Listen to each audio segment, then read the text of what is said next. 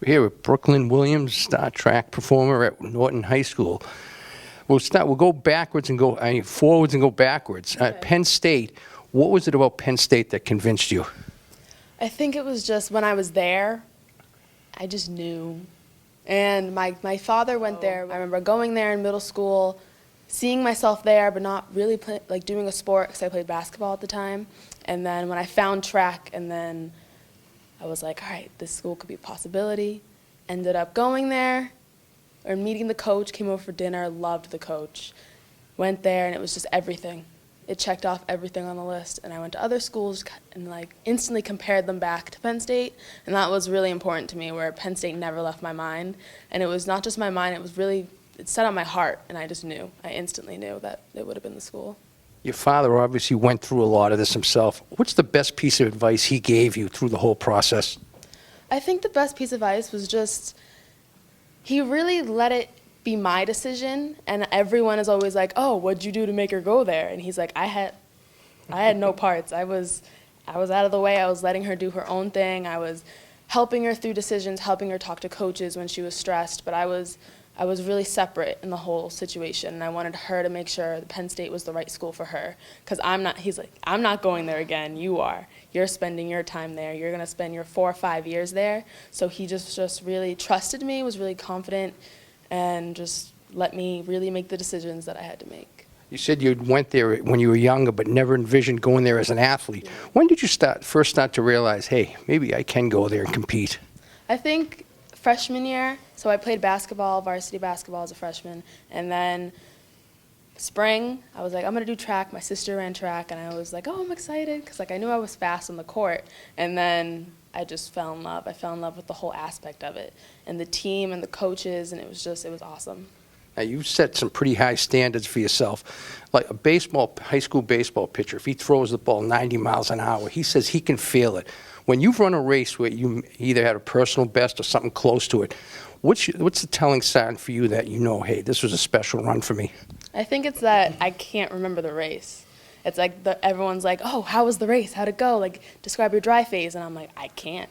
I really can't. It's just, the race is a blur. And I think that's really cool where, I don't know, you ran your best, and usually I can notice tiny little tedious things, but when I run my best, I know my mind was clear, and I know I was focused, and I know I was focused on running my race, focused on the lane, focused on my own time, and not anyone else, any of the other girls in the race. I was really just focused on me at that time, so I know that's when I have my best races. When I finish, and I'm like, wow, that felt fast, but I don't really remember any part of it.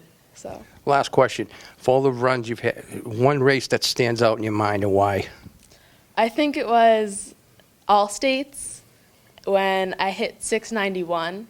First, that was the first time I broke 7, and that was huge. And I think afterwards, everyone in Reggie was just so happy and so excited and was cheering, and like the girls next to me were just like, oh my gosh, that's so awesome. They were so happy for me, and I was like so grateful for that, and like to have them there and to really like, I don't know, be selfless and really just be happy for me at that moment. And I was just like taken back by the time and everything. I remember I was brought to tears because I was just so happy that all that hard work, I finally broke 7.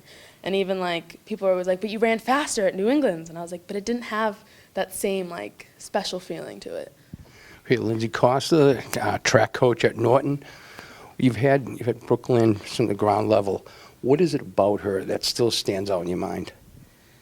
We were just talking about how she's a humble person. Every time she does something amazing, you can just see the sheer joy on her face. She is always excited, always happy to help other people. She's never sort of like, this is my race and I'm going to run it on my own. It's always I want to bring in my team. I want everybody to be around me. I want everybody to be happy with me. And everybody always is, because she's that kind of person. Everybody always wants to rally around her and watch her do amazing things. Here with Kent Taylor, the track coach at Norton High School.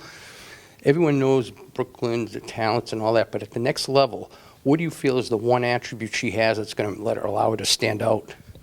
That's a great question. Yeah, I mean, other than being the New England record holder, for sure. Her personality is second to none. She's one of the best captains, if not the best captain we've ever had here at the high school. The athletes gravitate toward her because of her personality. To echo what our other coach said. She always has a smile on her face, and even if she has a bad race, she will come back and fight 10 times harder. So her tenacity, her perseverance, that is what's going to get her. That's what's gotten her to this point, and that's what's going to really help her at the next level. I mean, it speaks volumes because there are some kids out there, once they get that, they're a star, they have that fat cat syndrome. Absolutely. And it doesn't sound like Brooke-Lynn is that way. No way, not at all. I think she's a product of her upbringing. Her sister was the same way, and she's a workaholic when it comes to track, and she puts her eyes on the prize. She goes for it, and she doesn't stop till she gets it. And that type of tenacity is hard to come by. She's a once in a lifetime, for a coach, a once in a lifetime athlete.